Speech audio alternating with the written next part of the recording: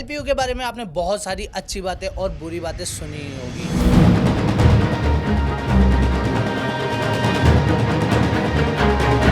और अभी तक आपने YouTube पे बहुत सारे बतेरे वीडियोस भी देख लिए होंगे, जिससे आप अभी तक इस कंक्लूजन पे तो नहीं आ पाए हो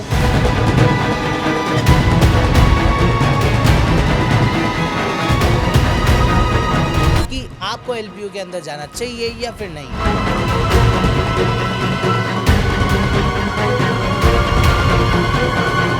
इसीलिए इस वीडियो के अंदर अपन वो सारे पॉइंट्स को डिस्कस करने वाले हैं, जिससे आप एंड कंक्लूजन पे ये आ पाओ कि आपको एलपीयू के अंदर जाना चाहिए या फिर नहीं। 2005 के अंदर ये यूनिवर्सिटी बनी थी। 600 एकड़ के अंदर ये पूरा कैंपस फैला हुआ है, जिसके अंदर 400 प्लस एकड़ ही है इंफ्रास्ट्रक्चर के लिए, बाकी सारा है डेडिकेटेड टू ग्रीनरी एरिया। यहाँ टोटल 20 डिपार्टमेंट्स बनाए हुए हैं, जिनके अंदर 300 प्लस कोर्सेज कराए जाते हैं, जिसमें से मेजर फोकस बीटेक वालों के लिए है और उसी के अंदर रोबोटिक एंड ऑटोमेशन ये वाला कोर्स भी बहुत ज्यादा फेमस है एलपीयू का। और टॉपर्स के लिए यहाँ पर 1 लाख फ्री रुपीज भी रखे हुए हैं, जो आप इजीली ग्रैब कर सकते हो। आइए जानते हैं कैसे। एलिजिबिलिटी क्राइटेरिया से 12th के अंदर अगर आपके 60% मार्क्स हैं तो आप इस यूनिवर्सिटी के लिए एलिजिबल हो। ये नहीं बोला है कि आपका एडमिशन हो गया है। इसके बाद में आपको इनका एप्लीकेशन फॉर्म फिल करना पड़ेगा, जो कि है 1000 रुपीज का। नीचे डिस्क्रिप्शन लिंक दिया हुआ है, जाकर फॉर्म फिल कर सकते हो। 1000 रुपए देने के बाद में आपका एलपीयू नेस्ट एग्जाम होगा, जो कि इनका एंट्रेंस एग्जाम है, और उसको आप इजीली क्लियर कर पाओगे, क्योंकि यहाँ पर 25% भी आ जाती है, तो एलपीयू नेस्ट क्लियर हो जाता है। बहुत ज्यादा टफ पेपर नहीं है।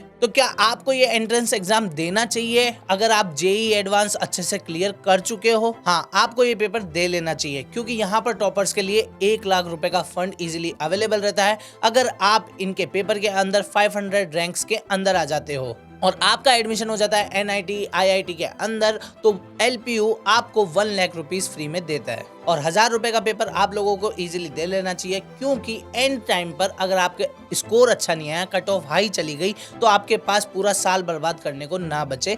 इजीली आपको कोई भी कॉलेज तो एक एंड पॉइंट पर रहनी चाहिए। तो मेरे हिसाब से आप एलपीयू का फॉर्म फिल कर एलपीयू नेस्ट दे सकते हो। अच्छे मार्क्स आ गए तो 1 लाख रुपए भी मिल सकते हैं, और नहीं हो पाया तो एलपीयू में एडमिशन तो मिल ही जाएगा। नहीं तो लास्ट में यही ढूंढते रहोगे कि काश यार मैंने उस टाइम फॉर्म फिल कर दिया होता। बात करते हैं फीस की, तो around 3 lakh rupees per year आपकी फीस होने वाली है। अगर आप हाई कोर्सेज पे जाते हो तो आपकी फीस ये बढ़ सकती है, और ये आपकी फीस कम भी हो सकती है, पूरी 100% इनकी स्कॉलरशिप के थ्रू।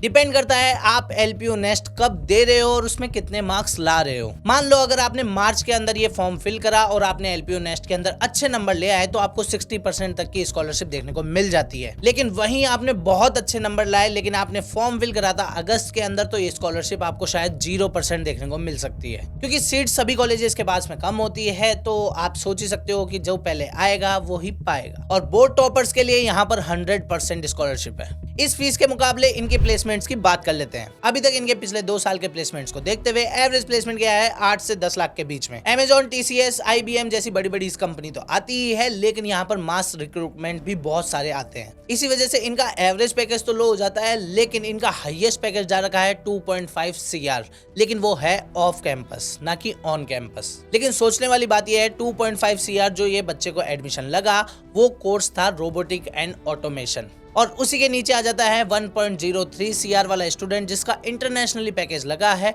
लेकिन वो भी था रोबोटिक एंड ऑटोमेशन। अगर आपको इंटरेस्ट है रोबोटिक एंड ऑटोमेशन के लिए, तो मैं तो आपको पक्का से रिकमेंड करूंगा एलपीयू। अभी तक यहाँ पर 2200 से भी ज्यादा कंपनीज आ रही है प्लेसमेंट उठाने के लिए, और अगर आप अच्छी खासी मेहनत कर लेते हो, टॉप 25% के अंदर आ जाते हो, तो आपका 17 LPA एवरेज भी जा सकता है। लेकिन 50% बच्चों के लिए तो मैं ये नहीं मानता कि इस फीस के मुकाबले 8 LPA वाला पैकेज अच्छा है। आपको जरूर से जरूर मेहनत करनी ही पड़ेगी। आपको जाकर यहाँ पर अपनी स्किल्स को इम्प्रूव करना ही पड़ेगा। फेस्ट की बात करें तो यहाँ पर डेडिकेटेडली कोर्स वाइज भी फेस्ट कराए जाते हैं, इसीलिए इनका फेस्ट का नंबर हो चुका है 300+ इवेंट्स, जो कि पूरे साल में ये करवाते हैं, छोटे मोटे मिलाकर भी। बात कर लेते हैं कुछ ऐसे पॉइंट्स की जो यहाँ पर यूनिक देखने को मिलती है। यहाँ पर प्लेसमेंट से पहले 70% बच्चों को तो पक्का से पक्का इंटर्नशिप मिल जाती है। उसी के अंदर टॉप हाईएस्ट जा चुकी है 1 लाख रुपीज इंटर्नशिप अमाउंट है ये। रोबोटिक एंड ऑटोमेशन पे इन पर काफी ज्यादा ध्यान है, क्योंकि आप कैंपस के अंदर भी देखोगे तो एक बड़ा सार का रोबोट बीच के अंदर रखा हुआ है। तो अब सीधा बात कर लेते हैं जो कि जालंधर से बाहर रहने वाले लोग हैं, बोल तो हॉस्टल्स। हॉस्टल की फीस आपको यहाँ पे 1.5 लाख से 2 लाख तक की देखने को मिल जाती है पर ईयर, जिसके अंदर आपकी मेस इंक्लूडेड रहती है। यहाँ पे स्ट्रिक्टनेस थोड़ी ज्यादा है क्राउड को देखते हुए, क्योंकि यहाँ पर टोटल नंबर ऑफ सिटिंग है 6500 स्टूडेंट्स की। यहाँ पर ओनली वेज फूड देखने को मिलता है आपको, बाकी अलग अलग फूड कोर्ट्स बने हुए हैं, वहां पर भी आप जाकर एंजॉय कर सकते हो। एक मेजर इशू है यहाँ पर हॉस्टल्स में आपको प्राइवेट रूम नहीं देखने को मिलते, क्योंकि आजकल सभी बच्चों को प्राइवेट रूम चाहिए होते हैं, तो वो यहाँ पर अभी तक अवेलेबल नहीं है। जो शेयरिंग वाले रूम्स हैं वो आपको 2, 3, 4, 5, 6 तक की भी देखने को मिल जाते हैं, लेकिन यहाँ की टेबल थोड़ी सी छोटी मुझे लगी। बच्चों ने भी रिव्यू दिया कि टेबल थोड़ी सी छोटी है हॉस्टल्स के अंदर। हॉस्टल्स की अच्छी बात, यहाँ पर हर हॉस्टल के अंदर आपको बालकनी देखने को मिलती है। तो अब बात कर लेते हैं मेरे फेवरेट पॉइंट की, कैंपस लाइफ की। और अगर आपने सही से कैंपस लाइफ को एंजॉय नहीं करा, सही से कैंपस लाइफ से वो चीजें नहीं सीखी जो आप 4 साल में सीख सकते हो, तो आप इंट्रोवर्ट के इंट्रोवर्ट ही रह जाओगे। चाहे से आपके मार्क्स कितने ही अच्छे आ जाए, आप इंटरव्यूज क्रैक नहीं कर पाओगे। इसीलिए एलपीयू मुझे थोड़ा सा अच्छा लगता है इस बारे में, क्योंकि यहाँ पर क्लब्स इनिशिएटिव बहुत अच्छे खासे बन रखे हैं। यहाँ पे 50+ कंट्रीज से स्टूडेंट्स आते हैं, तो आपको कम्युनिकेट करने के लिए, नए नए दोस्त बनाने के लिए भी अच्छा फायदा मिल जाएगा। अदर इंटरनेशनली भी आपके कनेक्शंस बन सकते हैं। रिसोर्सेज, रिसर्च एंड लैब्स पे थोड़ा सा फोकस है ही। अलग अलग लैब्स बनी हुई है, गूगल लैब बनी हुई है, गूगल के साथ टाई अप होकर मैक लैब बनी हुई है, जिसके अंदर बहुत सारे पीसीज हैं, लेकिन आजकल मैक लैब कोई यूज करता नहीं है, क्योंकि सभी के पास लैपटॉप हो गए हैं, मैक हो गए हैं, तो कोई इतना खास यूज करता नहीं है। क्रेजी कैंपस लाइफ के अंदर यहाँ पर 30,000+ स्टूडेंट्स डेली घूम रहे होते हैं, और उनको मैनेज करने की बिल्कुल भी दिक्कत अभी तक देखने को नहीं मिली है एलपीयू के अंदर। नहीं तो आप भोपाल का इंसिडेंट देख ही सकते हो। मैनेजमेंट एक बहुत बड़ा इशू है, जो कि आजकल कॉलेजेस में बढ़ता ही जा रहा है, और उसी के अंदर एलपीयू इस चीज को मेंटेन करके रख रखा है। क्योंकि ये 600 एकड़ के अंदर बसा हुआ है, तो यहाँ पर एक पर्टिकुलर मॉल भी बना रखा है, जिसके अंदर आपको Domino's, wow momos, Taco Bell और भी अदर फूड कोर्ट्स देखने को मिल जाते हैं, और भी बहुत सारी चीजें आपको देखने को मिल जाती है, जैसे like laundry service, gym, ATM, photostat, salon और भी बहुत कुछ। यहाँ पर स्पोर्ट्स को बहुत ज्यादा अहमियत दी हुई है। यहाँ पर स्पोर्ट्स के लिए अलग अलग ग्राउंड्स बने हुए हैं। क्रिकेट के लिए अलग ग्राउंड बन रखा है, रग्बी के लिए अलग ग्राउंड बन रखा है, टेबल टेनिस अलग से दे रखा है। यहाँ पर आपको बैडमिंटन की बहुत अच्छी सर्विस देखने को मिल जाएगी। बास्केटबॉल अच्छा खासा है। नीरज चोपड़ा खुद यहाँ से निकले हुए हैं। हमारे हॉकी के इंडियन कैप्टन मनप्रीत सिंह खुद यहाँ से पढ़े हुए हैं। यहाँ पर आपको 4 स्विमिंग पूल देखने को मिलते हैं, जिसके अंदर से एक तो पूरा ओलंपिक साइज का स्विमिंग पूल देखने को मिलता है।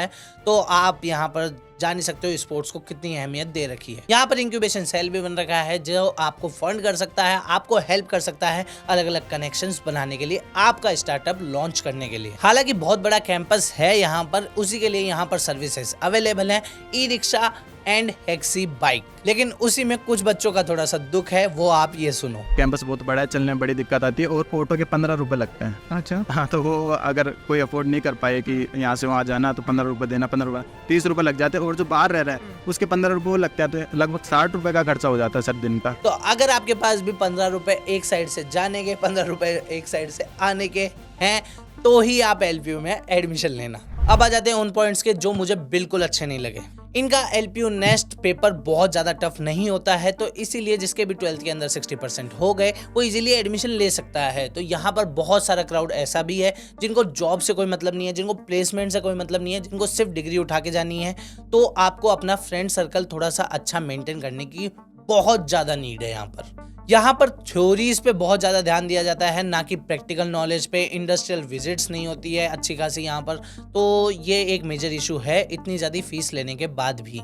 अगर कोई बच्चा बाहर से आकर हॉस्टल में रह रहा है और फिर उसको एवरेज पैकेज मिले 8 या 10 लाख का, तो ये बहुत बड़ा मेजर इशू है। यहाँ पर यूनिफॉर्म भी है, जिसके आपसे ये अलग से पैसे भी चार्ज करते हैं आपके एडमिशन टाइम पे। यूनिफॉर्म के अंदर कोड भी है, तो हॉस्टल वाले बच्चों को तो प्रॉपर जेल वाली फील आने वाली है। किनके लिए है ये यूनिवर्सिटी? तो पहले तो वो बच्चे हो गए जिनको जेईई एडवांस दिया लेकिन अच्छा खासा नहीं गया, और आपको कैंपस लाइफ ज्यादा एंजॉय करनी है। कैंपस लाइफ से आप एक्सट्रोवर्ट बनना चाहते हो, अदर एक्टिविटीज में थोड़ा ज्यादा इन्वॉल्व होना चाहते हो, खास करके स्पोर्ट्स एंड रोबोटिक, तो आपके लिए एलपीयू परफेक्ट है। आंख बंद करके एडमिशन ले सकते हो। और उनके लिए जिनको अच्छा खासा लगता है कि मैं अच्छा खासा पढ़ता हूँ, मैं अच्छा खासा प्लेसमेंट क्रैक कर पाऊंगा और बाहर से हो, तो आपकी हॉस्टल फीस प्लस आपकी एकेडमिक फीस मिलाकर भी तो 20 लाख के आसपास खर्चा हो जाएगा। तो आपको अच्छा खासा प्लेसमेंट तो उठाना ही चाहिए। और अगर आपको लगता है कि LPU में आपकी सीट कोई और ले जाएगा तो जल्दी फॉर्म फिल कर दो, नीचे डिस्क्रिप्शन में लिंक है, आप जाकर सीधा फॉर्म फिल कर सकते हो। सिर्फ फॉर्म फिल करना, कोई पैसे मत देना। अगर आपको कोई और इशू है तो आपके पास एक कॉल आ सकता है